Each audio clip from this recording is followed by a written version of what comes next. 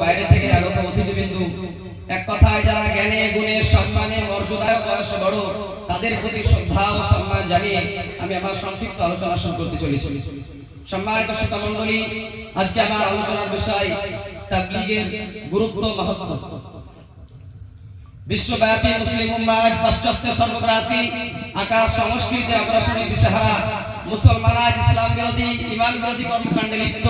মিথ্যা, জালিয়াতি, প্রতারণা, ওয়াদা খিলাফি, সুদ, ঘুষ, দুর্নীতি, চুরি, ডাকাতি ইত্যাদি অপকর্মে জড়িত।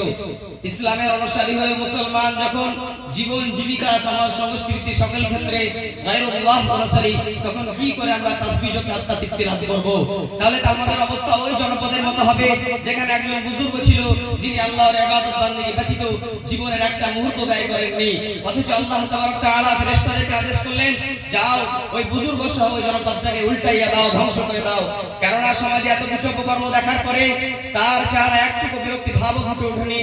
সুতরাং আল্লাহ তাবারক তাআলা কোরআন মাজিদের মধ্যে বলছেন, ওয়ালতাকুম মিনকুম উম্মাতুন ইয়াদউনা ইলাল খায়রি ওয়া ইয়া'মুরুনা বিল মা'রুফ ওয়া ইয়ানহাউনা 'আনিল মুনকার ওয়া উলাইকা হুমুল মুফলিহুন।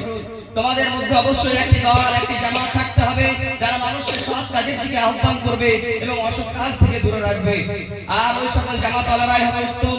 প্রিয় নবী হযরত মুহাম্মদ মুস্তাফা সাল্লাল্লাহু আলাইহি ওয়াসাল্লাম সোনার জবানে বলে গেছেন, বাল্লিগু আন্নী ওয়ালাউ আয়া, আমার একটি কথা হলো তোমরা অপরের কাছে পৌঁছে দাও। সুতরাং দেশ, জাতি ও সমাজকে ধ্বংসের হাত থেকে রক্ষা করতে হলে তাবলীগ ও দাওয়াতের কোনো বিকল্প নেই।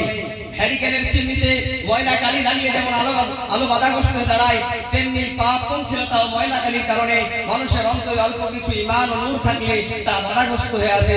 আর এই বাধাকে অপসারিত করতে হলে আমাদের সকলকে ঐক্যবদ্ধ হয়ে তাবলীগ ও দাওয়াতের মেহনত করতে হবে। আর এই উদ্দেশ্য নিয়ে আজকে আমার আলোচনা। ওয়া আখিরু দাওয়ানা আলহামদুলিল্লাহি রাব্বিল আলামিন। আসসালামু আলাইকুম ওয়া রাহমাতুল্লাহি ওয়া বারাকাতুহু।